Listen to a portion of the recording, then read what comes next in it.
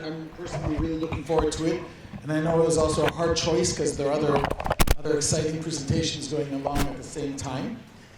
And we have three wonderful presenters today, and we'll be starting with the first topic, which will be on soteria, and we'll start with a brief overview introduction by Professor John Reed, and then we'll hear a little bit more from the local pioneer beginning to implement soteria in Israel, which is a big challenge always, and within our context, people here can appreciate what that is like. So thank you very much, John. And thanks, David. Nice talk this morning, by the way, David. And thank you, Nancy, for a magnificent... I love it when psychodynamic people talk in a way that other people can understand. So thank you so much. It was absolutely brilliant. You've got me twice. Sorry, this is going to be a brief one because it's just by way of introduction of Soteria House. Because when I heard that Soteria House was up and running, a version of Soteria House was up and running in Jerusalem, I just got very, very excited. And Pesach was kind enough to let me wax lyrical for 5 or 10 minutes about this thing that somehow got lost from the 1970s. Which demonstrated to us very clearly and with very good research that basic listening and respect, many of the things that Nancy was talking about, and many other people at the conference have talked about, actually is at least as effective as medication and in some ways more effective. People sometimes don't know about the 1970s and soteria. It helps me my age, of course, to know about these things. So Lauren Mosher, who I was lucky enough to meet towards the end of his life a few years ago, was a psychiatrist. That's kind of important in a way. And Soteria House was based on using non-professional staff. He didn't ban us professionals, but he had no interest in using that as a criteria for whether you got to work at Soteria House. The criteria was whether or not you could sit with or be with, as we'll come on to, mentions there, just be with without feeling the need to fix somebody immediately and turn them into a normal person by Thursday. And his facility was a home in the community rather than a hospital. Antipsychotics were not banned, but they were used very, very little. His own background was that he's trained at the Tavistock Clinic in London, spent a lot of time at Kingsley Hall and was inspired by R.D. Laing and his work there. Lauren's work was somewhat more structured than Ronnie's work, which is, to put it politely, quite wonderfully chaotic, I think we can describe Ronnie Laing's work as. So he took the ideas and the philosophy and turned it into something a little more structured. There were more rules at Soteria House than there were at Kingsley Hall. He was head of Centre for Studies of Schizophrenia at the National Institute of Mental Health, so he wasn't just some radical psychiatrist, in California, had no recognition. He was head of studies of schizophrenia at the National Institute of Mental Health. Until he started doing this research at Soteria House, proving that you could help people with this diagnosis. Once he started doing that, this is a paranoid delusion that a lot of us share. It was because of that he got fired from that job. He came back from holiday and his desk had been cleared. Because he had proven that you can work in this way, and it was considered antithetical, a bit like going into church and saying that God doesn't exist.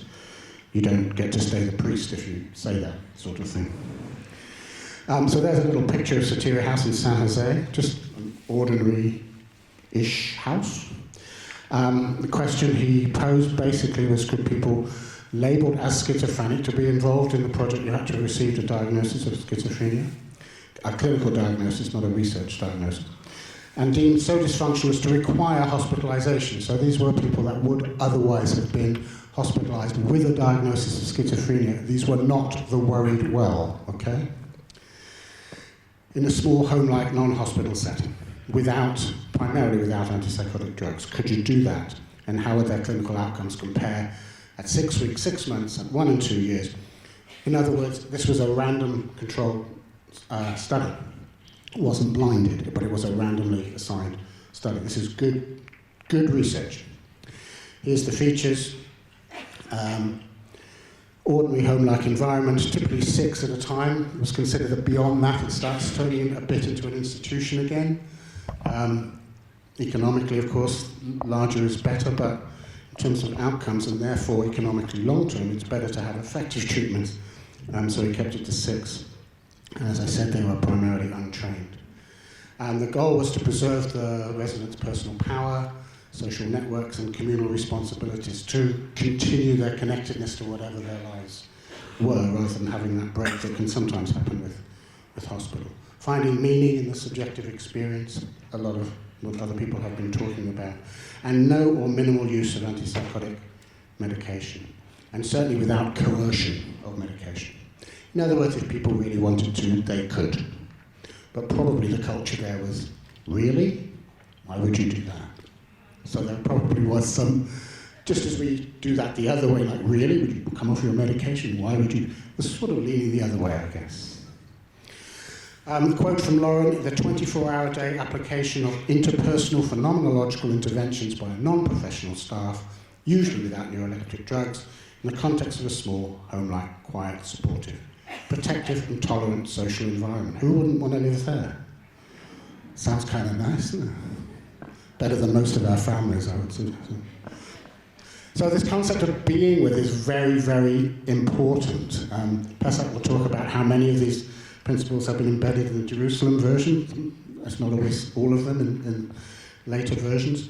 It is, as I said, essentially the capacity to build empathic relationships, but to not feel the need to actually do very much other than try and connect to the person, which sounds simplistic and can be very hard if someone has never had a trusting relationship in their life before. That's the hardest thing to do and the most important thing to do.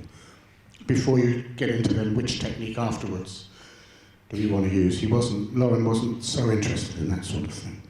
So briefly in terms of the outcomes, because people have heard of Satyra House, sometimes they don't know that there's good research connected to it.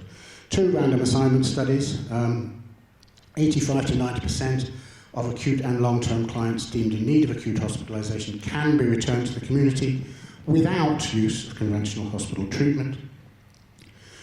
Satyra was successful in reducing psychotic symptoms in 6 weeks. As successful as the medication. Not better, but not worse at 6 weeks. It's the longer-term studies that are, longer-term outcomes that are probably the most important in any sort of study. At this point, they did at least as well as patients were treated with standard hospitalized treatments. That's kind of repeating, isn't it? So I need to get to here's the longer-term one. Had better outcomes than those in treatment as usual group on symptom measures and on quality of life. Now, to be fair, the difference between the two, between Satyra House and treatment as usual, which was hospitalization and medication, they weren't very big on symptoms. Satyra House at 2 years was only slightly better on symptoms. But they were much better on minor details like, have you got any friends? Have you got a job? Are you happy? Do you feel like your life's going somewhere? You know, the quality of life stuff, huge differences. And here's the kicker that's kind of difficult for some folk to take in. The ones who had done the best overall were the ones who had received no medication at any point. That's a bit of a challenge to our current mental health services. The word has spread, and it's now in Jerusalem. We're going to hear very quickly. Why do we need it? Well, some of the reasons I've said already. But in terms of medication, there is lots of evidence, not just that Satyra House project, that shows that people long-term do better without medication. On average, that means some people do better on meds, but on average. And there's a study just come out last month confirming that again after 1 month, that non-medicated participants had significantly higher levels of general function. So this is not a new idea. So in conclusion, it's cheaper, safer and more effective. Service users like it because they are not battling with a service they feel does not understand or respect their experiences.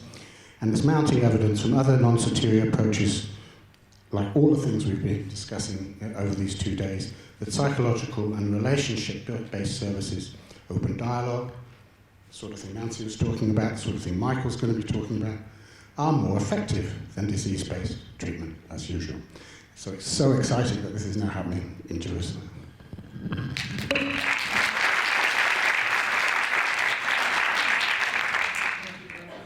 Thank you very much, Professor Reed.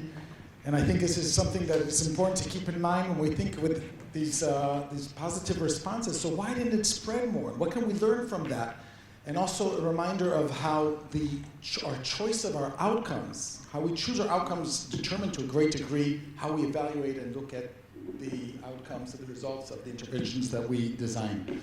So with that, those questions in mind and thoughts in mind, it's my pleasure to invite Professor Pesach Lichtenberg to present. And I think another thing, I hope it won't be make you feel embarrassed or something, but Pesach has many achievements, and he asked if I could just present him as the founder of the Soteria in Jerusalem, which I think represents and reflects the way he perceives it in terms of the meaning of his career, not on a personal level, but in terms of an ideological level. So with great respect, Professor Lichtenberg. Thank you, David. Okay, I'd like to tell you about Soteria. I started working on this a long time ago. In 2004, I presented this to the National Council for Mental Health, official advisory council, and they liked the idea. They said, go ahead, you should do it, you should try a pilot. Nothing happened with that. In 2013, the head of the Ministry of Health, Professor Ani Gamzu, gave me a written promise after a meeting that he would fund 12 beds for a year of Soteria. I came out of that meeting after so many years of futile attempts to make this happen. I had my own dissociative state. I couldn't believe this was going to happen, and I should not have believed it, because absolutely nothing came of that. After all of these years of pursuing the dream of making Soteria part of the national mental health care system as an alternative, as a possible community-based alternative, and I'll describe what we do. And it just seemed after that promise didn't come through, I was almost resigned to making a hobby of giving inspirational lectures about Soteria, of which nothing will ever happen. I suspect some people, I know some people in this crowd have heard some of those wonderful, meaningless lectures. What finally, I think, convinced me is that this is not going to happen that way. It was in July of this year when the current head of the Ministry of Health came to our hospital, Herzog Hospital, and I was paraded out to give another Soteria presentation. And at the end of that presentation, the head of the Ministry of Health said, wonderful idea. This is the future of psychiatry. And then he turned to the people accompanying him and said to his entourage and said, you work out the legal implications. You figure out the manpower. You see the budgetary implications. And I realized it was going to be another few years in the works, or until the next elections and the new minister. And so I realized we had to do it. About 2 years ago, I'd set up an amuta, a nonprofit organization. After that meeting, I realized that it was not going to happen, and instead of initially being part of the system, I had no choice but to set this up as an independent organization in the hope, which I continue to harbor, that the mainstream, that the establishment will come around, recognize what I'm doing, and fund it. Meanwhile, we set it up within a month of deciding to set it up. We were operational, which in itself is kind of a miracle. And on the 1st of September, we opened up our doors. And I'm going to tell you about what happens in Soteria. And the first thing to know is that very often, psychiatric patients are put in psychiatric hospitals which are far away from where things are happening. They're either out of the city, or on the borders of the city, or next to the municipal cemetery, in my case. And here, we set up a place in the center of town in Jerusalem, on Helene Amalka Street. This is how it looks as you go down the street leading to our home. And when you enter it, this is the entranceway. This is the closed apartment I set up, the closed ward. This is one of the bedrooms.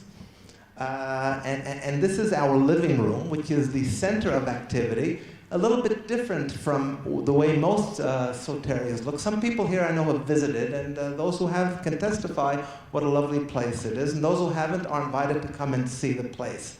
Now, what happened after 3 years ago when the head of the Ministry of Health said that we can do this, as I said, nothing came of the promise in terms of funding, but we set up a group of, a think tank of people, like-minded people, actually different-minded people, who wanted to re-envision psychiatry, re-envision how to help people who are in psychotic states. Some people here were part of that, Renana Elran and Dr. Skaginat and Danny Lewis.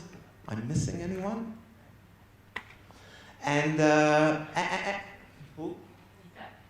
Where's Itai? Well, then I don't mention Itai Kander because he's not here. And we tried to imagine from the start how to treat psychosis when you're doing it in a home, when you're not doing it in a hospital, when you have to be with the people who you're trying to treat. And we set up a whole set of guidelines about how to make this the most humane possible place in the spirit of soteria with certain local changes. Naturally, many of the things we came up with were irrelevant the moment we met reality and had to actually make this happen. But as we were setting this place up, we recruited staff. And the staff were based not on any sort of professional qualifications, which almost none of them have.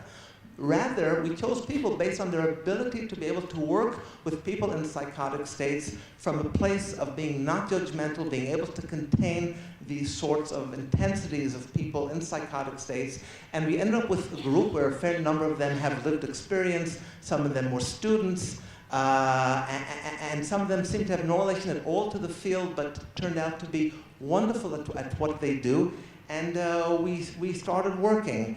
And we started working based on, we set up a place with up to 7 beds. Currently we have 5 people there. People come, people go. I'll tell a little bit about our experience until now. And we are learning how to do soteria from this place of trying to be a home in just a regular environment where everyone does everything together. We eat together, we set up our meals together, we clean the house together. I go there, I'm there almost every day, but I'm also there on Shabbat, on the Sabbath, to have meals with my family there, because it is just a regular kind of place where many of the people are psychotic. And when you enter the place, if you go into the living room, which was there a moment ago, you will have trouble knowing who is staff and who are residents. You'll just see people talking, conversing, praying, doing all kinds of things. Incidentally, soteria, the name soteria it's a Greek word. As one of the messiahs who we admitted, who we accepted into the home, I avoid words like admitted, we're trying not to be a hospital. He asked me, what does soteria mean? And I said, I don't want to tell you. No, tell me. Well, it means redemption. It means geula. And obviously, you understand now why I did not Hebraize the name, because I'd have even more trouble getting funding. But the basic treatment principles, first of all, being with, you heard about from John, which is the idea of not being judgmental, understanding what the person says, relating to psychotic ideas like to other ideas, where you try to see what the person is holding, what's happening, what it means. Our Jerusalem twist on this, we call it the Hindik principle. Now, Hindik is, it's based on a story of the Hasidic mystic, Rabbi Nachman of Breslov, 200 years ago, and he had many wonderful tales. And one of his tales, I assume not everybody knows, maybe you didn't hear about this yet.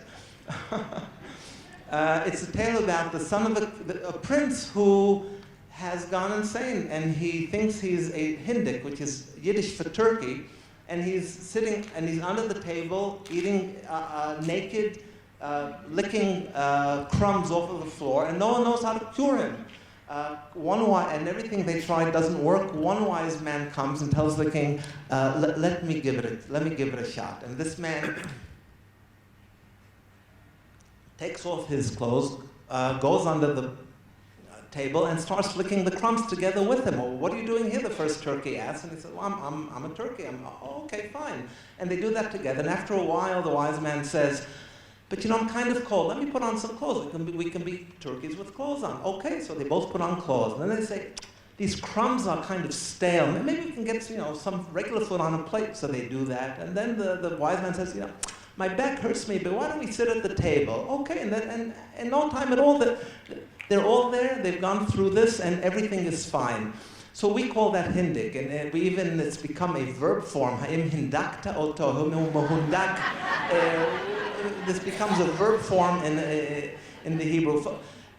If 11 o'clock at night, one of the staff, we call them not supervisors, madrichim, but melavim, companions, calls me, what should I do? It's late at night, this man is singing and dancing and waking up, people are trying to rest. What should we do? Well, so I said, well, I can ask you, what did I tell him? One, give him an injection of Accuphase. Two, lock him in, well, we don't have a closed room, but we have a wonderful underground cistern which could serve as that. Or three, I said, well, dance with him. And that's what happened, and they calmed down, and it all ended very well. That is the idea of being with the person. That is the Hindik principle in Jerusalem parlance. The home is a treatment. The treatment is the home. Sometimes people are disturbed and they say, but you don't have any therapeutic sessions? Like, when does a psychologist come in? Now, I'm there a lot. I have Shimon Katz, who's giving a lecture in another hall right now. So he's our social worker. And we have a house mother in Bayit, and the companions. That is a staff. Fortunately, the house mother is also a retired nurse, which is useful. But basically, the treatment is not any particular conversation. The treatment is everything going on in the home. The way we are with the people, the way we are speaking with them, the way we help them get over the tough times without feeling that they're being stigmatized or that they're being treated as mental patients. And that's the way the house works. I don't want anyone to think that in 2 days I meet my psychologist for 45 minutes and then I'm being treatment and all the rest is just waiting until then. I don't want that to happen. So instead, everything really is part of the treatment.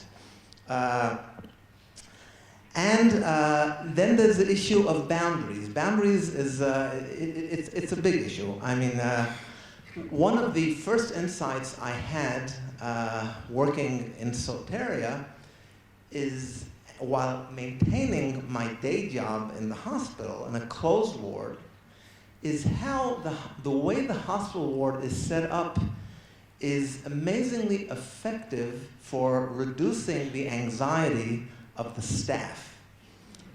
And and I didn't think I would be so nostalgic for the days when I can just say, Oleg, come in and take care of this guy. He's causing problems and I'm scared of him. I couldn't do that anymore.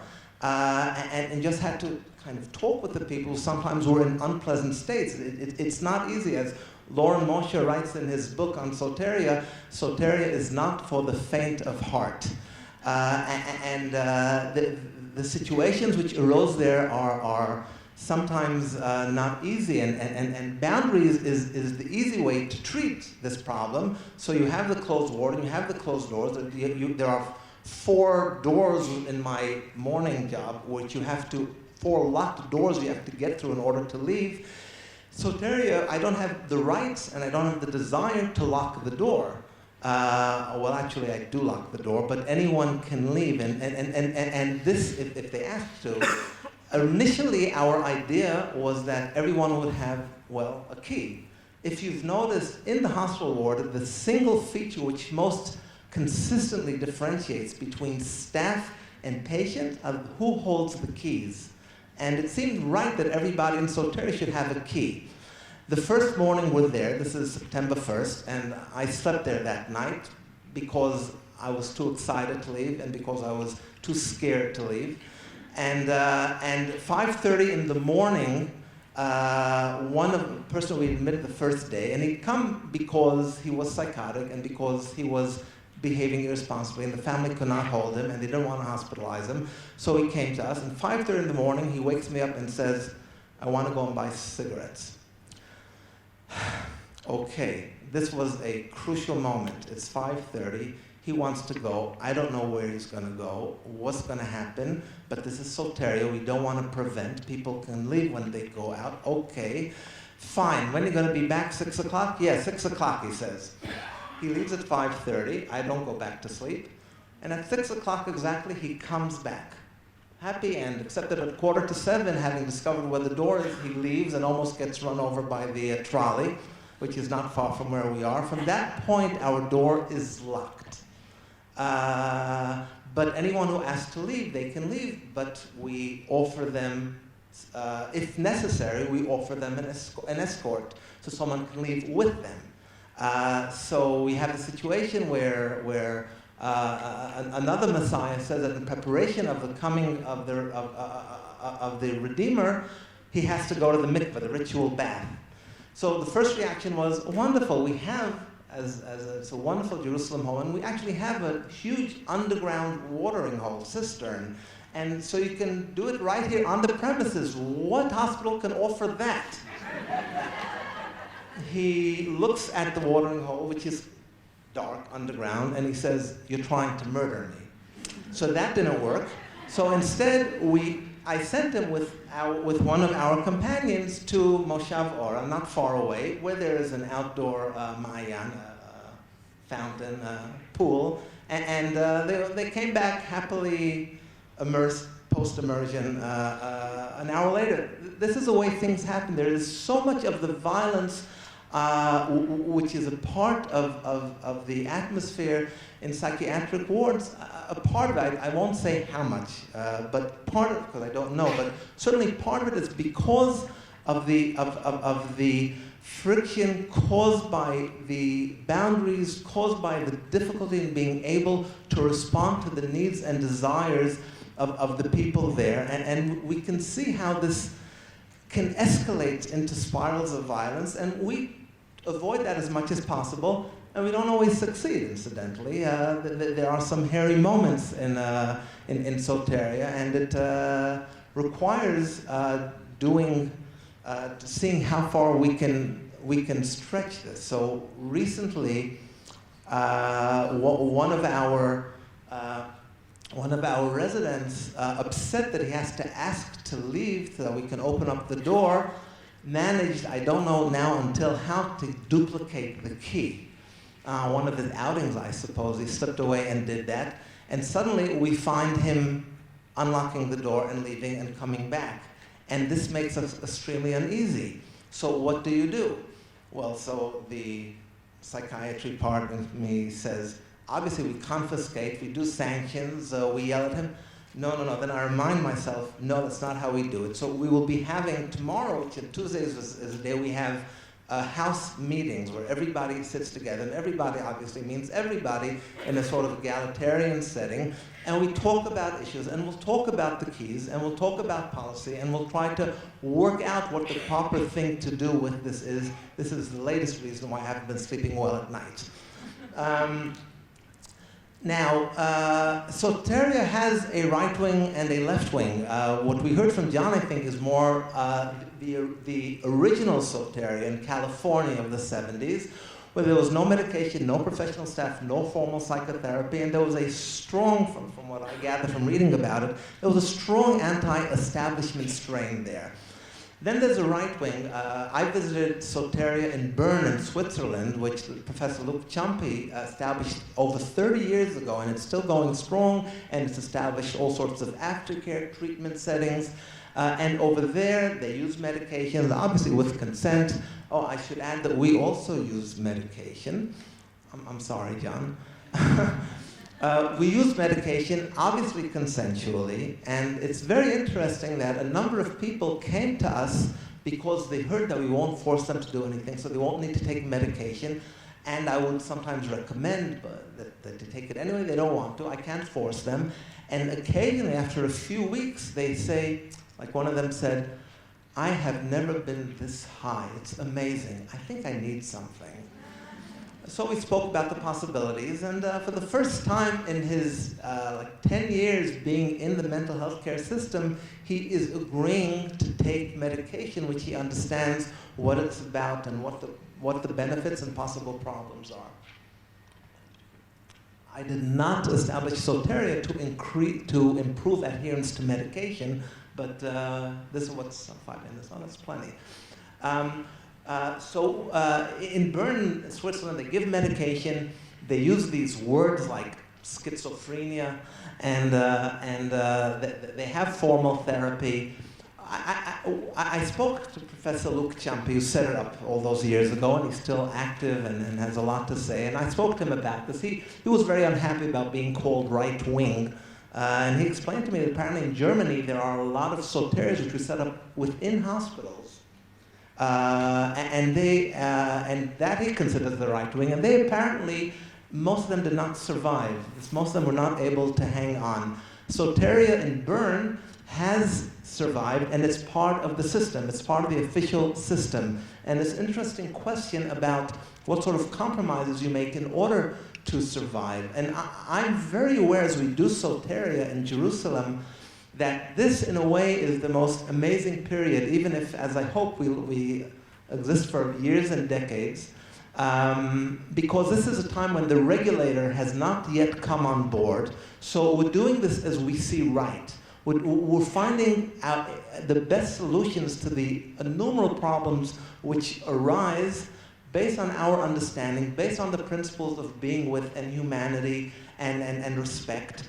And I think in order to survive, we have no choice but to continue in our efforts to become a part of the general mental health care system. But I also know the moment that happens, there will be all sorts of compromises which we will have to make. And this is the sort of balance which we're trying to strike. In the 3.5 months we've been in existence, 13 residents have come through. Initially, the idea was when we thought we would be publicly funded, we were going to choose first episode. Because we're not funded, because we have a fee, and at this point we were funded by donors, and most prominent among them the Tauber Foundation, which is helping us with a lot of moral and legal support as well, and private donors. We also ask residents or the families to make out-of-pocket payments, which are considerable, but we are still, and I want to stress, we are still cheaper in this beautiful home with all of our staff. We're still cheaper than operating a hospital psychiatric inpatient bed, which is amazing. But the fee we ask for does not cover our costs. And so far, we have not turned away anyone for inability to pay. If you refer anyone to us, and I implore that you do that, don't tell them that so that we can negotiate over the price.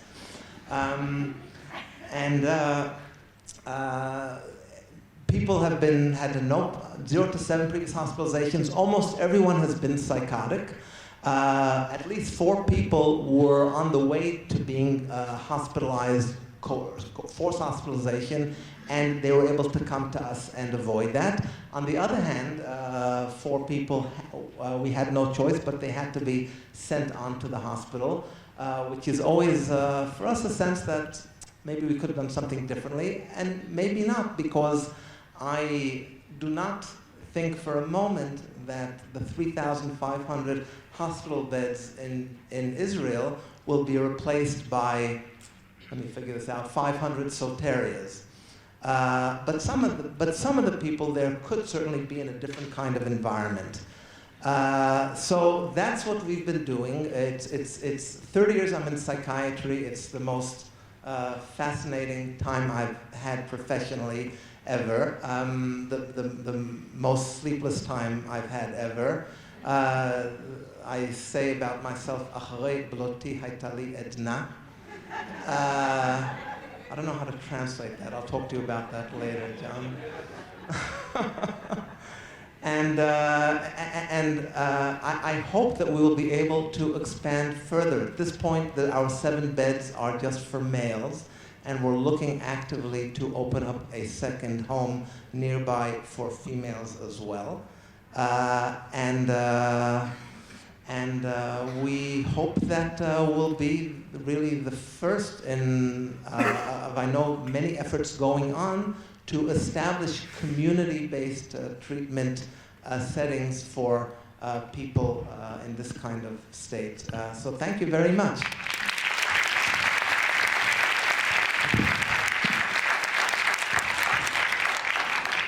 Thank you very much, Pesach, for such an inspiring and a presentation, and about reminding us all to try to hold on to our dreams, and they occasionally come true to some degree, and also being so honest and open about the dilemmas and the challenges that accompany this important work. I'm sure it's generated many questions and areas of interest, and there will be time for questions, but we'll move on at this point to the next presenter. And having John started with the history of soteria and then about treatment, we have Dr. Ona Ophir, who has the skills and background in both as a clinical psychologist, a psychoanalyst, and also as a historian of science teaching at the Johns Hopkins University. Also has recently joined the Institute of Psychoanalytic Education, which is affiliated with the NYU. Thank you very much, Dr. Ophir. Can I speak from here? Do you hear me? So my title of the talk today is Bringing Back the Asylum for the Severely and Chronically Mentally Ill. Less than a year ago, on January 20th, 2015, Dominic Sisti, Andrea Segal, and Ezekiel Emanuel from the Department of Medical Ethics and Health Policy at the Perelman School of Medicine at the University of Pennsylvania in Philadelphia, published in JAMA, the Journal of Medical American Association, one of the top 3 journals in the field of biology and medicine, a paper entitled Improving Long-Term Psychiatric Care, Bring Back the Asylum. In this said paper, they claim that in the last 50 years, the treatment of inpatient psychiatric patients has largely vanished. It had declined in 95%, and the number of psychiatric beds per capita had shrunk to what it used to be in 1850. That is 14 beds to 100,000 people. As a result, they claim, and I quote, few high-quality, accessible long-term care options are available for a significant segment of approximately 10 million US residents with serious mental illness.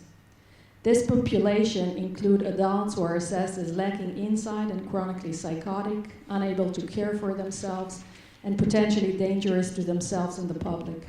These persons frequently have refractory schizophrenia and bipolar disorder. The void, so they conclude, is both ethically unacceptable and financially costly. But before I offer you these authors' solution and discuss it, let me give you a brief history of the asylums in America, a story I've recounted with my undergrad students in a class entitled American Madness, which I gave this fall semester at Johns Hopkins. My course began with colonial America and the care of the colonists of the distracted among them. With Cotton Mather's 1794 Angel of Bethesda, a new taxonomy of madness was offered, and mania and melancholia replaced lunacy and madness. Insanity was seen as caused by supernatural forces, and remedies were either based on Hippocrates and Galen's humoral theories or on more spiritual exercises such as prayers and fasts. With the American Revolution, a new emphasis on individual responsibility followed a change in the structure of causality, and human reference for actions replaced providential ones.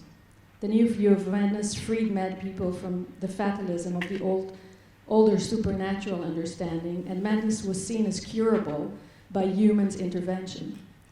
The medicalization of madness meant that physicians replaced priests and claimed jurisdiction over the understanding of madness, its management, and its treatment.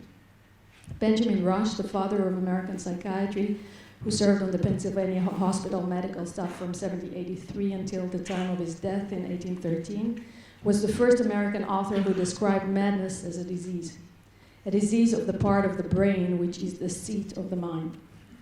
The institutional treatment of the insane followed shortly after the medicalization of madness. During the early decades of the 19th century, we see in America a development of a whole system of treatment centers that are established exclusively for the care of the insane. This asylum system is rooted in the development of the late years of the 18th century and is inspired by examples set by the York Retreat in England. Both the asylum for persons deprived of the use of their reason, founded by the Society of Friends in 1813, and the asylum in Virginia were built in the spirit of restoring the lost reason of the insane. Moral treatment assumed that the use of supportive environment and compassion were the most important elements in the cure of the insane. Restraints were removed and patients were given encouragement, granted freedom, provided with occupational activities, and generally treated with respect and offered hope that they would return to society. Asylums were conceived of as the therapeutic mean in the care of the insane. By 1844, there were 24 mental asylums in the US, and they were mostly small facilities that treated very few patients. This shift from the private to the public, together with the idea of moral treatment and the belief that insane people were curable, meant that public funds were provided for the cure in public institutions. By 1851, moral treatment standards covered every aspect of the hospital design and construction, from site location to lighting, heating, size of rooms, methods of transporting food, and so on and so forth. The Kirkbride plan was a basic architectural design for the hospitals. Since madness was thought to be a result of overstimulation that was part of the process of urbanization, asylums were thought to be ideally located away from the city with its everyday stresses and burdens of city life. These asylums were endowed with extensive land and different buildings that were designated for different communities.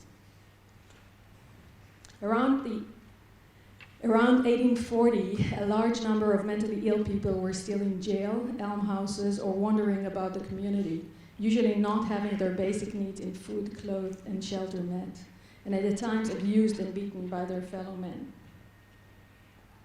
Dorothea Dix, a reformer and a philanthropist, convinced the legislators that all states would create a public mental asylum system. She herself was responsible for the creation of at least 30 public mental hospitals in the USA. Between 1840 and 1860, Dix led a movement to make public asylum the foundation of public policy. The number of insane asylums doubled in the US from 1860 to 1890, and most of them had large size of land, beautiful grounds, and impressive architectural style. This beautiful setting of the hospital, together with the opportunity to work, was considered therapeutic, and many credited the high cure rates at that time to these two factors. But this was not unproblematic. In the new state system, patients could be involuntarily committed, and very soon allegation by former patients that they were unjustly incarcerated began to be heard, alongside complaints that they were subjected to abuse in the asylum by mad doctors. Even though the first generation of superintendents claimed the striking success rate of 80% recovery, after 1850, everyone involved realized the existence of a group of chronic patients who were not cured. These patients had no relatives or relatives who were unable to cope with their behavior, and they occupied beds in asylums that were supposed to serve patients that came for short stays. This group contributed to the more pessimistic view of the institutional environment. So even when 40% of the patients or more were discharged after less than a year, 60% of the asylum consisted of severely and persistently mentally ill patients who took to the hospital as a place for supply of food, clothing, and shelter. If we remember the ideology of the asylum reform, it was based on the idea that cure was cheaper than long-term confinement. So the whole idea of creating asylum for incurable patients was undesirable. What happened in some states was the creation of separate departments for the incurable.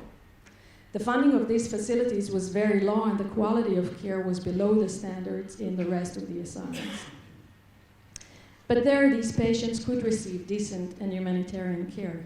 Their employment in the asylum was not rationalized in therapeutic terms, but designed to relieve financial needs of institutional life. With the absence of hope, the atmosphere in these facilities was sad and unhealthy. Since many avoided these asylums and were not admitted to state asylums, the incurable chronic insane were driven back into county jails and almhouses. In 1850s, John Gall from Williamsburg called attention to two European models of treating the incurable insane. One was the farm of Saint Anne experiment conducted at the Bicêtre in Paris. The other was the colony of the insane in Gil in Belgium. Both were concerned with providing the transition from asylum to community, as well as providing adequate care for the chronic insane. In these communities, patients were permitted to live and work in adjacent communities while remaining under the legal jurisdiction of the hospital. The plan was a central building where no more than a third of the patient population would stay. The remainder would be housed in small family-like structures, and as they improved, patients would be moved to house further away from the main building and gradually integrated back into community. But there were great opposition from superintendents, who were later called psychiatrists, who argued that this would transform them from physicians into keepers. Because of the large numbers of chronically mentally ill individuals, asylums needed to expand massively in numbers and size. These changes transformed their character, and for medical institutions offering moral treatment with clear therapeutic goals, they became mainly concerned with their custodial duties. While during the late 19th century, superintendents practiced as a marginal specialty, located in custodial asylums, isolated from the center population and from medicine main currents, in the early years of the 20th century, American psychiatry fundamentally transformed itself in a process that came to fruition around World War II. From a discipline concerned primarily with the insane to one that was equally concerned with normality, psychiatry began to align itself with science and progress. They established new institutions modeled on general European hospitals and clinics that were closer to centers, relatively small, around 100 patients, but employed many physicians, interns, residents, and were intended for observation and examinations of patients, and not for long-term incarceration. These hospitals aimed at treatment of the acute curable, rather the care of the chronic insane. They had laboratories, libraries, lectures hall, and they represented the remaking of a discipline. Freed from the abnormal and the bizarre of the asylum, psychiatry came closer to the normal. They worked hard to lobby for new laws that would yield patients who were nearly normal, and they broadened their jurisdiction, delineating the realm of everyday concerns such as sex, marriage, work, habits, desires, personality, and so on. They created new psychiatry, similar to the psychiatry as we know it today, a discipline that was interested in what Michel Foucault called the everyday and the everybody. They moved the center of gravity of their discipline from the asylum and the insane to the community and the normal. And their two great scientific fathers at the time were Kraepelin and Freud. A new generation of psychiatrists became specialists around the turn of the century, were already disillusioned with the practice of mental asylums, and they were hostile to the administrative nature of this practice. They wanted to work like their colleagues in laboratories, identifying the cause of mental disorder, developing appropriate intervention, but for that they had to dissolve the link that gave birth to their discipline, the link with the asylum. They started locating careers outside the hospital, especially offering preventive medicine, as they disconnected themselves from the care of the severely and chronically mentally ill. During the first few decades of the 20th century, as they sought to become more medical and more scientific, psychiatrists introduced some of the most radical somatic treatments that the profession would ever know. These innovations first developed in Europe, but quickly found enthusiastic reception in the United States. They were all based upon a somatic model of mental disorder and allowed psychiatrists to shift the profession from the pessimistic field of custodial care to the more hopeful one of medical somatic treatment and cure. For the first few decades of the 20th century, psychiatrists were experimenting on the vulnerable bodies of those confined in mental hospitals. These patients had little say when these experiments introduced, as they were locked up in institutions and unable to resist those who controlled their existence. Of these treatments that gained popularity and notoriety were strong barbiturates that produced deep and long sleep, injections of horse serum into the spinal canals to produce meningitis that would provoke high fever, that would mobilize the body's immune system, injection of poisons such as strychnine and cyanide. But while most of these interventions had a very short life, others, like fever therapies, shock therapies, ECT, lobotomy, and eugenics lasted for many decades. These radical somatic treatments took place in psychiatric hospitals. Shocking reports about abuses at these state hospitals, most memorable are probably Albert Maisel, Bedlam, 1946 in the Time magazine, Albert Deutsch, 1948 book, The Shame of the State, and Frederick Wiseman's documentary film, Titicut Follies from 1967. These reports recorded all these facilities, also these facilities, severe overcrowding, understaffing, lack of training of staff, frequent assaults committed by staff or fellow patients, physical deterioration of buildings, deterioration of staff morale, over-reliance on mechanical restraints of patients, segregation, political pressure to spend less and move patients out faster, and more. The neo-somatic revolution that began in post-war America with the wide use of the miracle drug, chlorpromazine or thorazine in 1954, together with the civil rights movement of the 1960s, the anti-psychiatry sentiment of this time, which was also part of the counterculture movement, Kennedy's New Frontier, later Johnson's Great Society, they all created an environment that allowed states to close or limit the size of state institutions for the mentally ill. In an effort to reverse the long-term hospitalization of mentally ill patients in inadequate facilities, an unlikely combination of progressive reformers, consumers, civil libertarians, and fiscal conservatives all advocated for the closure of publicly funded psychiatric institutions. Alternative models were developed for the formerly institutionalized patients, self-identified now as psychiatric survivors, and all seemed viable alternatives to institutions. As we know the story too well, with the closure of state hospitals, chronic deinstitutionalized psychiatric patients were moved to nursing homes or to psychiatric wards in general hospitals where they received only episodic psychiatric care. Other chronic patients became homeless, utilizing hospitals' ER departments for both food and shelter. Still other chronically ill individuals found their ways to jails and prisons that, due to lack of better alternatives, have become the nation's largest mental health care facilities. And there is a lot of statistics that I'll spare you. As they go to the original, I go back now to the paper I opened with. As they go back to the original meaning of psychiatric asylum, a protected place where safety, sanctuary, and long-term care for the mentally ill would be provided, Sisi and his colleagues argued in 2015 that it is time to bring the asylum back.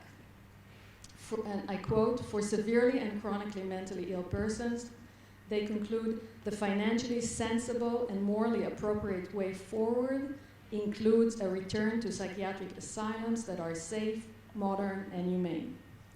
As an example to this new model of fully integrated, patient-centered, long-term psychiatric care, these authors use one of the oldest asylums in the country. You have a photo here from 1905. That was completely transformed in 2013, the Worcester Recovery Center and Hospital, formerly known as the Worcester Asylum. Founded first in 1833 and then remodeled in 1873, the Worcester State Hospital was completely renovated and opened in 2012. It's a brand new state psychiatric hospital, 320 inpatient bed near the medical school campus.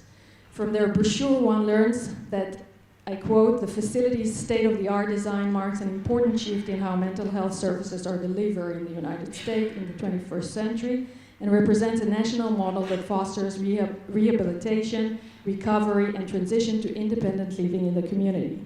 End of quote. That said, the hospital also claimed to offer care for the most severely mentally ill patients who suffer from chronic treatment-refractory schizophrenia.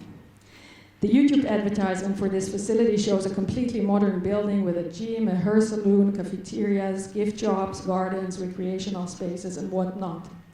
It looks impressive and sounds nearly perfect. Yet, a little more research reveals that in fact chronic patients were treated in a different facility, that is, at the UMass Psychotic Disorder Clinic during their stay at the Worcester Hospital. On the website of the Psychotic Disorder Clinic at the University of Massachusetts Medical School, they offer to provide, and I quote, specialized treatment for adults dealing with schizophrenia, a chronic, severe, and disabling brain disorder, and other forms of psychosis.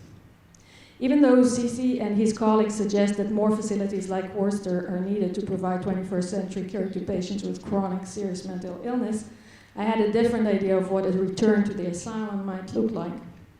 Some of you may remember that Freud's only visit to the US in 1909, at the invitation of Stanley Hall, was at the psychology department of Claremont University in no other than Worcester, Massachusetts. Even though some argue that during his time there, Freud paid a visit to Worcester State Hospital, there is no concrete evidence that such a visit took place. That said, many of the influential psychiatrists, such as Adolf Meyer, Isidor Coriat, and Edward Camp, who later disseminated Freud's work in psychiatric hospitals in the US, were related to this iconic hospital. Can we imagine a return to the asylum that would be related to the original idea of the asylum? The one that was inspired by moral and psychosocial treatments, that conceived of chronic schizophrenic patient as more than just his physical body and can imagine schizophrenia as more than a serious disabling brain disorder. When the Worcester hospitals was transformed and reopened again in 2013, one burning question was whether to demolish the original clock tower and turret, or whether to preserve this historical Kirkbride structure from 1873. The top tower is a clock tower. The decision was finally to take them down, destroy, and do away with a symbol of time and of history that perhaps stood in the way of the rush to progress. My intention in this talk today was not to deliver a plea for nostalgia, but instead to emphasize the importance of learning about the past of our institutional treatments, so we can learn from it and be critical when we are offered to bring back some aspect of it. Knowing our past, we would know where back are we, where back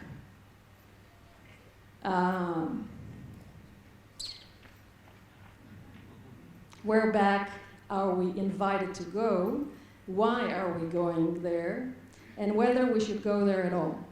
Thank you.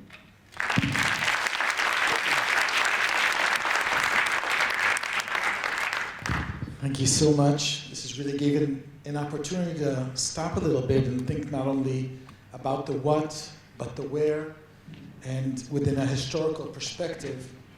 And I'm sure this again generated many comments, questions, reflections. And I'd like to open this now for the audience, the opportunity to ask questions to the presenters.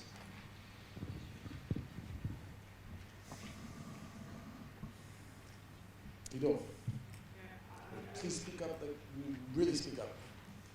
I want to continue, first thank you. I want to continue the points raised about the soteria as well as the asylum, and suggest that one of the main tasks of ours is to see and think how we could turn the existing hospitals here in Israel to being more somehow combining both qualities, which is quite a difficult issue, not only because there is staffing and on. It's difficult for people to hold to the hard things happening as seen in the hospital and stay open. And yet I think that there are so many patients who cannot be at soteria and so on that it is really needed to see how to change what goes on in the hospitals and wards here without giving them up. Thank you for the very important question. Whether and if it's something positive to transform hospitals in a way that would be consistent with some of the values which have been discussed during the several sessions here.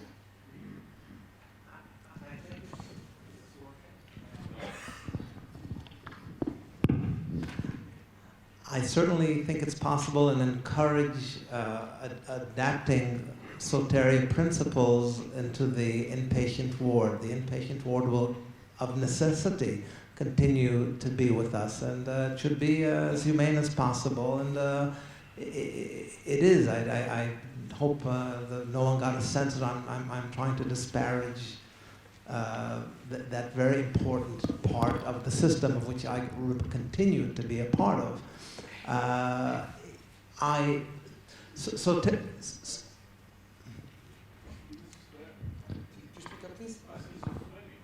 It's almost schizophrenic, you're saying, that I'm in both places, my morning job and my Soteria obsession. I think in places such as Switzerland, where the Soteria burn has been around for a long time, it has a beneficial influence on hospitals which realize that there is another way of doing things, and they're influenced by that. To an extent, I don't think the hospital can become Soteria, first of all, because many of the patients who are in hospitals would not benefit from that kind of environment. And secondly, because of all the many ideas and theories about what makes Soteria work, one very important part is that it doesn't have 20 or 30 or 40 people the way there are on a hospital ward. When you have 6 or 7 or 10, there's a possibility of some kind of social cohesion. And that is difficult to achieve when there are more people. So there are structural problems in making a hospital into a Soteria type environment, even were it possible and advisable. That said, there are still many things which can be done. And in my department, staff sometimes does sit down and join the patients for their lunch, for their meals. So this is a struggle, but I'm happy that there's Soteria to try to give an example of how it could also be done. I would just like to add that, when you go back in history and you look at the asylums, there is no such dichotomy, between what Pesach has showed us here in Soteria and the institution. So it's only later when these institutions became understaffed and overcrowded that they became what we know of today as the hospitals. They're not. There doesn't need to be this kind of schizophrenia between these two institutions.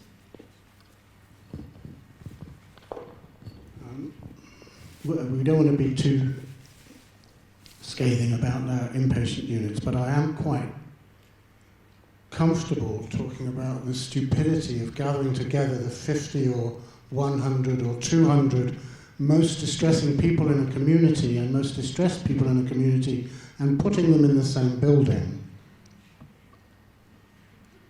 and then wondering why they don't get better. You would imagine we would have got beyond that by now. So 5, 6, 7 is about right. Beyond that is problematic. But I want to just raise something that I hope will be inspirational in terms of the history of psychiatry in Israel, which some of you may not know about, and I've agonized about whether to talk about it or not. I'm going to do it briefly. I don't know how many of you know that several thousand Holocaust survivors were for decades in your psychiatric hospitals, you're all nodding, so diagnosed with the chronic brain disabling, severe disease, schizophrenia that has nothing to do with past life events, and you couldn't get a stronger example of the power of the medical model. And yes, I understand there were other dynamics going on in this country at that time. But the inspirational part is what happened when some psychiatrists figured out what was going on. So it's really important that you know about that and you can hold that up as an extreme and inspirational model. For 3 of those hospitals were closed once it was found out what was going on, and smaller hostels were opened with a trauma focus where people, if they wanted to, were encouraged to talk about what had happened to them, which was a fairly courageous and wonderful thing for those psychiatrists and social workers to do, I think. So I'm only raising this as a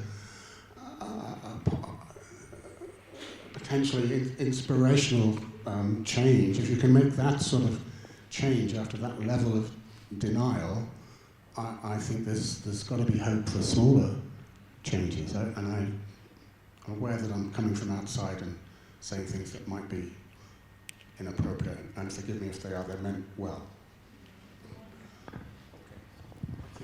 Got it.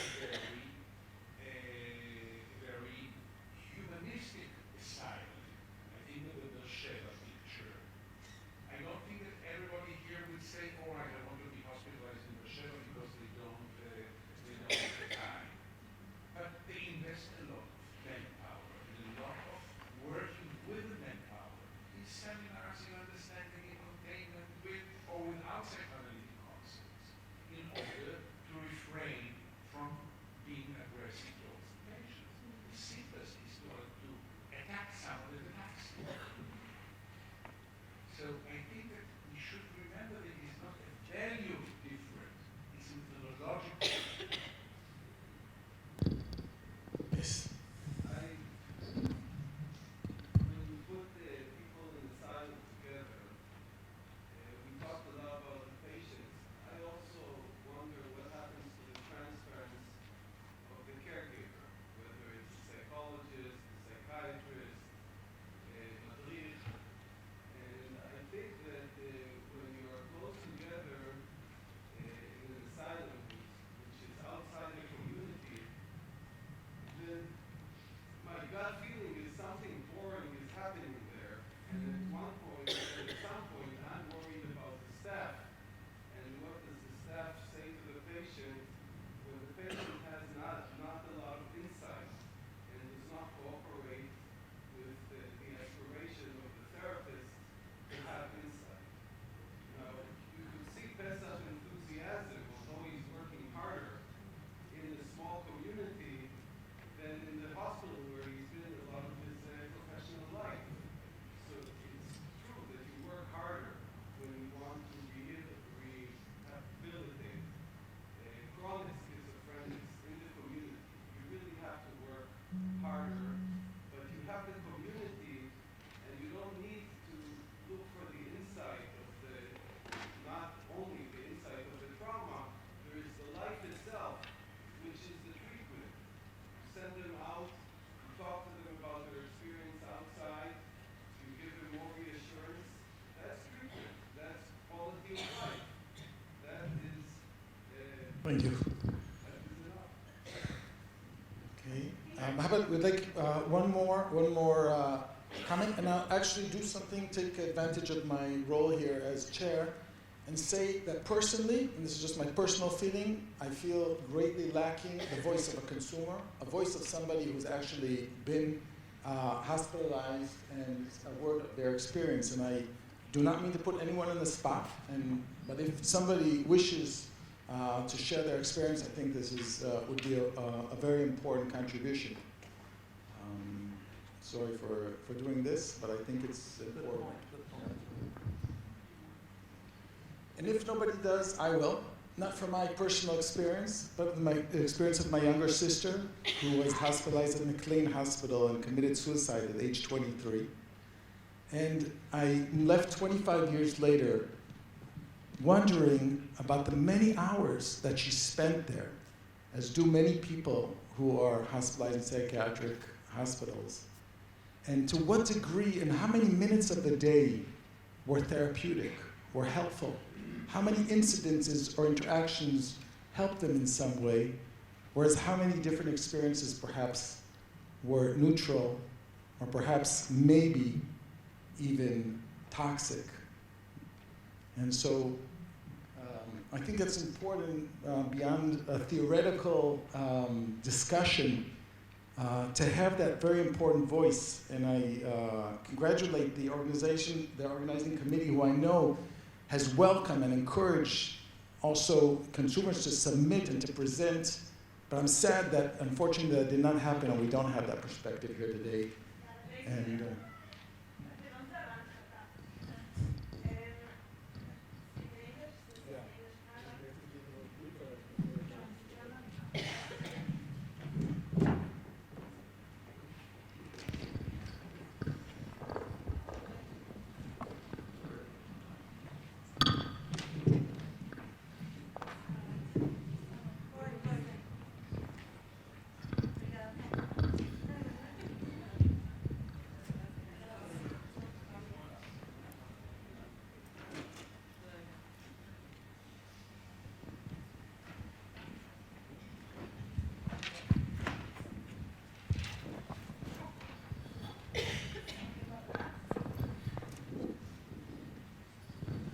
טוב, דיוויד, איך אומרים הרמה להנחתה באנגלית?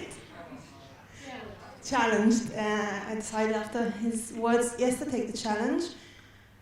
Because I think there's something really special also about this panel and the conference that brings together professionals from all kinds of different workplaces in the rehabilitation field, in the institutional fields, psychiatrists, social work, mental health people, patients.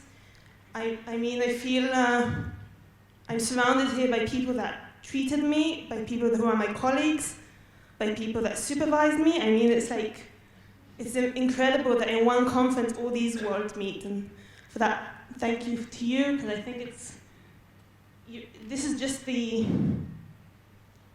two parts meeting together, the asylum and soteria. It shows how bezeir and pain.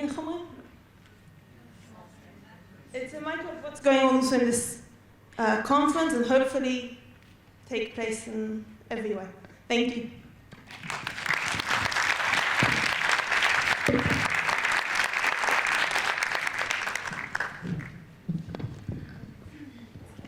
thank you very much. I think this was a really important session and contributed importantly.